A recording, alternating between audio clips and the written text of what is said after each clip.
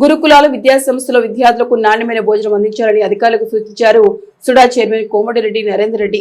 ప్రభుత్వం మెస్ ఛార్జీలు పెంచిందని ఎలాంటి లాభాపేక్ష లేకుండా పిల్లలకు పౌష్టికాహారం అందించాలని కోరారు. నగరంలోని గురుకుల పాఠశాలను సందర్శించిన కోమటిరెడ్డి విద్యార్థులతో కలిసి సహపంక్తి భోజనం చేశారు. నగరంలోని మహాత్మా జ్యోతిబాపులే సంక్షేమ గురుకుల పాఠశాలను సందర్శించారు. సుడా చైర్మన్ కోమటిరెడ్డి నరేందర్ రెడ్డి వంటశాలలోని సరుకుల నాణ్యతను పరిశీలించారు. అనంతరం విద్యార్థులతో కలిసి భోజనం చేశారు. భోజనం చేస్తూ విద్యార్థులతో మెనూ పాటిస్తున్నారా లేదా అని అడిగి తెలుసుకున్నారు.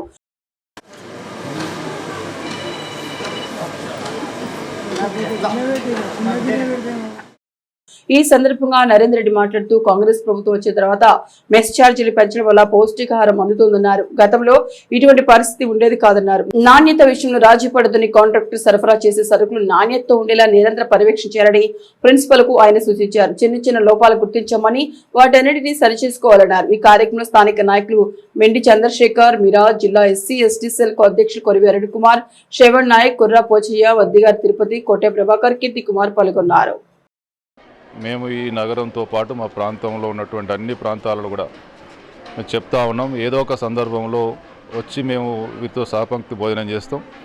మిగతా ప్రాంతాల్లో కూడా దయచేసి మరి ప్రభుత్వం యొక్క పిల్లలందరినీ కూడా భావి భారత పౌరులు వాళ్ళకు మంచి నాణ్యమైనటువంటి పౌష్టికాహారం అందించాలనేటువంటి ప్రభుత్వ చిత్తశుద్ధిని ప్రతి ఒక్కరు కూడా పాటించాలని, ఏదైతే ఈ మెటీరియల్ సప్లై చేసే వాళ్ళు ఉంటారో వాళ్ళు సాధ్యమైనంత క్వాలిటీ మెటీరియల్ సప్లై చేయాలని కోరుతా ఉన్నాం. ఎందుకంటే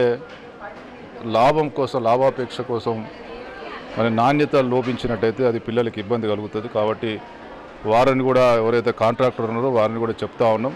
ప్రభుత్వం సరిపోయేంత డబ్బు ఈరోజు ఇస్తూ ఉంది.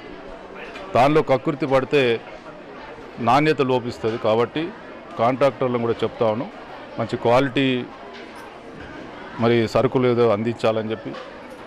అదేవిధంగా వంటకు సంబంధించి కానీ ప్రిన్సిపాల్ కానీ ఎప్పటికప్పుడు పర్యవేక్షణ చేసి పిల్లలకు రుచికరమైనటువంటి ఆహారం అందించాలని చెప్పి కోరుతా ఉన్నాం. ఇప్పటివరకైతే అన్ని హాస్టల్లో మంచిగా జరుగుతూ ఉంది. కాబట్టి ఎక్కడైనా ఇబ్బంది కలుగుతుందా తెలుసుకోవడానికి కోసం నేను రావడం జరిగింది.